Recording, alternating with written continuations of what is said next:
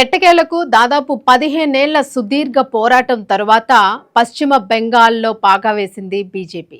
మొత్తానికి పశ్చిమ బెంగాల్ని కైవసం చేసుకుంది. ఈరోజు బీజేపీ తన కమల జెండాని పాతింది. ఇది అక్కడున్న ప్రజల్లోని అలాగే అధికారుల్లోని బీజేపీ శ్రేణుల్లోని అత్యంత ఆనందాన్ని కనబరుస్తుంది. అసలు అక్కడ ఎవరి మొహాలు చూసినా కూడా ఒక జైలు జీవితం నుంచి మేము ఈరోజు బయటకు వచ్చామా అనే ఆనందమే అక్కడున్న ప్రజల్లో కనిపిస్తుంది. ఎందుకంటే ఇన్నాళ్ళు కూడా పశ్చిమ బెంగాల్ 15 ఏళ్లు దాదాపు మమతా బెనర్జీ చేతుల్లో అట్టుడికిపోయింది. ఎప్పుడెప్పుడు ఈ అధికారం వదిలి ఆవిడ వెళ్ళిపోతుందా, ఎప్పుడెప్పుడు ఒక ఊపిరి పీల్చుకుంటామేమో, స్వేచ్ఛాగాలిని పీల్చుకుంటామా అని ఎదురు చూసిన పశ్చిమ బెంగాల్ ప్రజలు ఈరోజు ఆనందమైన నినాదాలు చేస్తూ ఉన్నారు.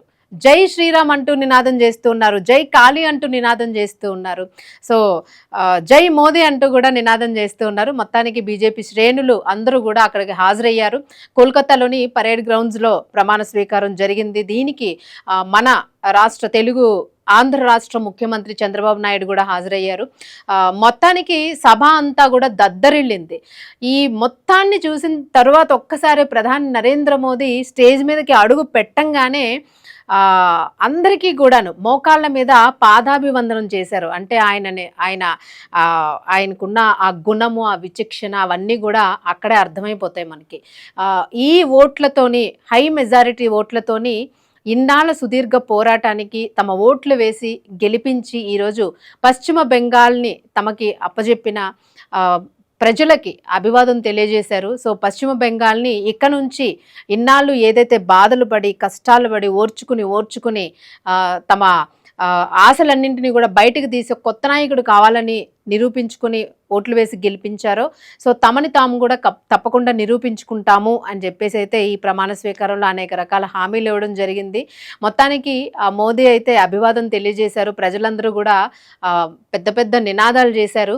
మొత్తానికి మొట్టమొదటి బీజేపీ ముఖ్యమంత్రిగా పశ్చిమ బెంగాల్లో ఈరోజు ప్రమాణం స్వీకారం చేసిన సువేందు అధికారి కూడా మోదీ గారిని చాలా ఆప్యాయంగా దగ్గరగా తీసుకున్నారు. అలాగే అభివాదం తెలిపారు. అసలు ఆయన ఆనందానికి హద్దులు లేవని చెప్పుకోవాలి. చాలా ఎమోషనల్గా ఫీల్ అయిపోయారు. ఎంతసేపు అయినా కూడా అసలు మోదీని విడిచిపెట్టడం లేదు. అంటే ఇన్నాళ్ళ కళ ఈ రోజుకి నెరవేరింది.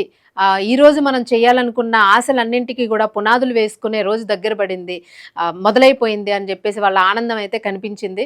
అంతేకాకుండా మోదీ ప్రజలకు అభివాదం చేసిన తర్వాత నేరుగా ఆయన ఒక దగ్గరికి వెళ్ళారు. ఒక పర్సన్ దగ్గరికి, ఒక 90 ఏళ్ళు దాటిన ఒక తలనెరిసిన వ్యక్తి దగ్గరికి వెళ్ళి ఆయనకి పాదాభివందనం చేసి దగ్గరగా తీసుకున్నారు. ఆ టైంలో చాలా సెంటిమెంట్గా ఫీల్ అయినట్టు కనిపించింది. అసలు ఎవరా వ్యక్తి అని చెప్పేసి అందరూ కూడా ఆశ్చర్యంగా చూస్తూ ఉన్నారు. ముఖ్యంగా సోషల్ మీడియాలో నెట్టింట వైరల్ అయింది.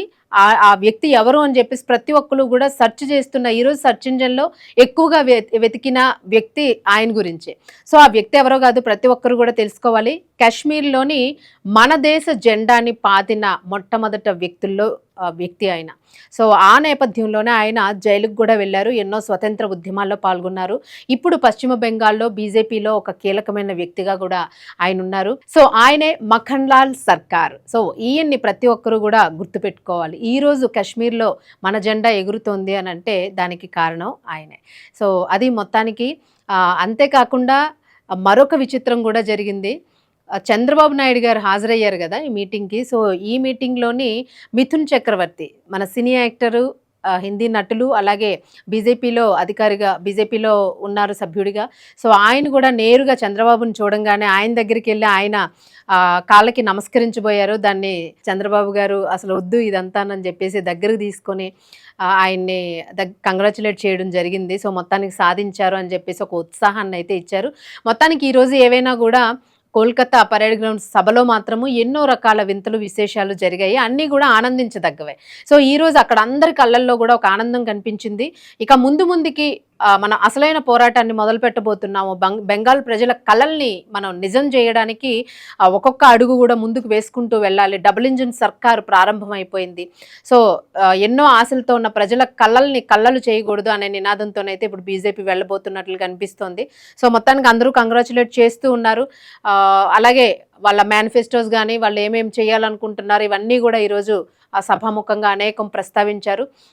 ఇది ప్రస్తుతానికి అక్కడ అనేక మంది మంత్రులు కూడా ప్రమాణ స్వీకారం చేశారు. అలాగే బీజేపీ సీనియర్ నాయకులందరూ కూడా అక్కడ హాజరు కావడం జరిగింది. మొత్తానికి ఈరోజు పశ్చిమ బెంగాల్ అంతా కూడా బీజేపీ కమల జెండాలతో నిండిపోయింది. బీజేపీ జై శ్రీరామ్ నినాదాలతో మారుమోగింది. సో అది మనకి ఇంకా తమిళ ముఖ్యమంత్రిగా విజయ్ ప్రమాణ స్వీకారం చేస్తారా లేదా, ఎప్పుడు చేస్తారు? సో ఇదొక్కటి పెండింగ్ ఉంది ఈ అసెంబ్లీ 5 స్థానాల అసెంబ్లీ ఎలక్షన్స్లో. నేను మొత్తానికి బెంగాల్ ప్రజలకి కంగ్రాచులేషన్స్ చెప్పాలి. నెక్స్ట్ ఏం జరగబోతుంది, బీజేపీ ఎలా పరిపాలించబోతుంది అనేది మనం ముందుకి అప్డేట్స్లో అయితే చర్చించుకుందాము. సో అంత మంచి జరగాలని ఆశిద్దాము. మీరు దీని గురించి ఏమనుకుంటున్నారో కామెంట్ బాక్స్లో కామెంట్ తెలియజేయండి.